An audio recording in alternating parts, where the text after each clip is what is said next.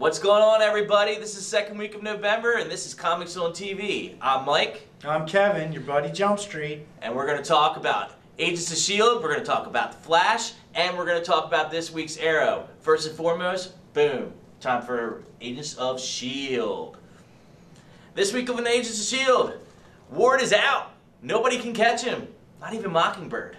Yeah, that's some skills, because Ward gets on the bus, busts Mockingbird, checking him out, and who knew? Because I guess Ward, while imprisoned in the S.H.I.E.L.D. dungeon, somehow has just kept all of his skills at razor-sharp, honed focus without being in the field for like months. Yeah, you don't want to mess with Ward. But I will say, like this week, Coulson, he's been looking for answers since last season, and I don't think he really wants the answers now that he's gotten a few of them. Well, that's true, but what's nice about this episode is it does fill in everything, no pun intended, in terms of the pieces he was looking for.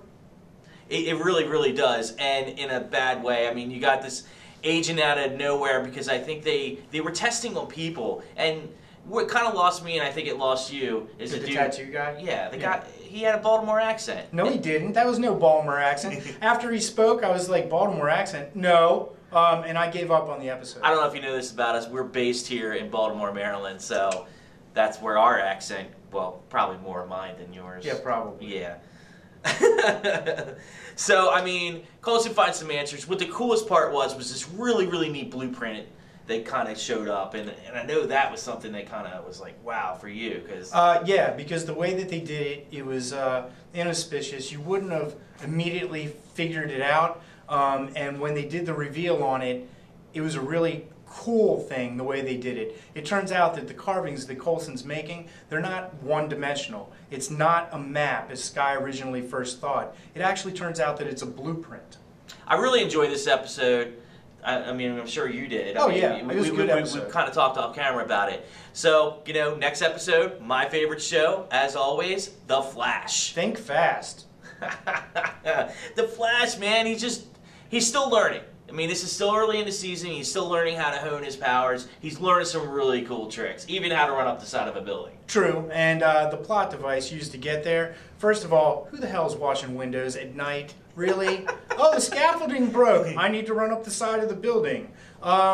Yeah, nobody washes windows at night. But not falling for that. He learned new tricks. He knew how to make his voice change. Yeah, that part was cool. He learned how to run on water. Yeah, everybody in the DC universe, apparently their voice changes, and everybody uses some kind of weird Batman voice with the, I'm Batman. Yeah, whoever. So but cool. The saddest part is the day of superheroing, he can't even have a drink. No, not at all. And that's really sad. That fast metabolism is a killer. It is. So they're working on it, though. The person this week was Plastique. She was affected by the reactor going off too. She was a war veteran. It was really a sad story for her. She's heroic, but it was just sadness all around. She's like a semi-half hero, semi-half villain. Yeah. Because she's misunderstood. Great. At the same time, they picked somebody pretty to look at. Yeah. To play her, which was she was aight. Yeah, you know, way to go, Balmer. Yeah, so turns out that she's nice to look at. I like her powers. I like the idea, but the true focus is what's going on Clancy with Brown. Yes, Clancy Brown, Thank the Kurgan. You. The Kurgan. The Kurgan. Yes. Anything with the Kurgan is better. Yes, makes a triumphant return to series television after his Kurgan versus McCloud-like exit from Sleepy Hollow, courtesy of the Headless Horseman. I don't know if there's irony there or not. Well, there can be only one. There can be only one. Mom. Yeah, so General Wade Ealing, what you find out about him is towards the end of the episode, you find out how deep he's in it with Harrison Wells and what's going on and how they originally met and what Wells has done in terms of General Ealing and why they were so familiar with each other. So that was an interesting thing. Wells scares the crap out of me. You know what? Imagine this. The Kurgan versus Ed, but Ed wins. Ranger Smith wins. Yeah. Wow. Yeah, imagine.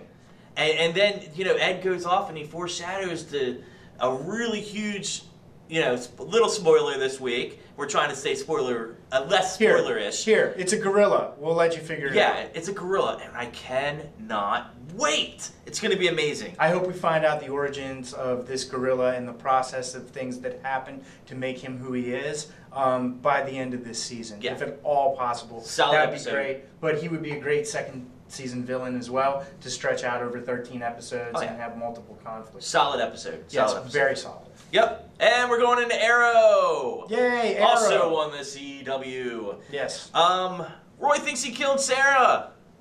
But Roy may be wrong. It might all be in his head. It's possible. The Murakuru. It's possible. Messing with him. But, you know, Felicity did say maybe one last Murakuru episode and it washed out of your system and that's why you test negative. Still up in the air. I don't like how they're drawing it out. I thought the whole episode was going to be about Roy, and thankfully it was not. Yeah. It was about Ted Grant, a.k.a. Wildcat, training Laurel. Let's take a moment for this. Oh, yeah, no more ground meat face. Yeah, she looks pretty good and doing her training and stuff. You can tell that she's developed some skills as well as toned up a bit. I think that the physical transformation that they're taking her through really extends the feeling that you get from her and her character about what her motivations are due to Sarah's death. So I think that's important, and I think it's actually showing up. Yeah. The funniest thing to me was Laurel busting Ollie on him saying that she's not trained, and she goes, "Well, whose fault is that?"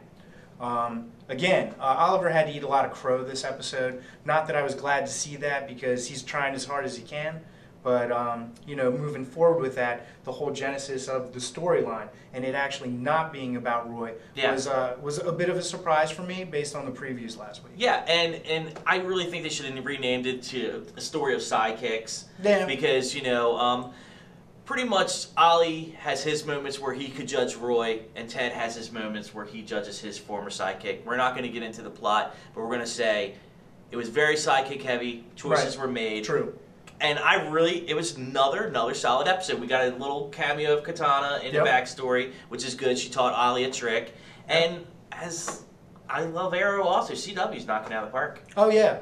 Both their shows are doing great. And again, it was a solid episode for Agents of S.H.I.E.L.D. this week. As always, do you want to do the comment stuff? Oh, yeah. You got a comment at the bottom. Right there. Yep. You have to, well, you don't have to, but we would like it if you'd liked us on Facebook. Yeah. Facebook, great. You can find us on Twitter at The Real ComicWow. Yeah. We're there too. And of course, subscribe to our YouTube channel. Subscribe. Because, you know, that way it goes right into your inbox and you can see us any day of the week. Yep, every time we do something new, you'll have it, and it'll get sent right to you. So please subscribe. We definitely want to see your comments down below. Let us know if we suck. Let us know if we're good. Remember, ComicWow.com, where you can put up your own profile and become part of our online community and start sharing your experience in comic books and the pop culture that surrounds them. We're your social network, and don't forget that. See you next time on Comics on TV. See you.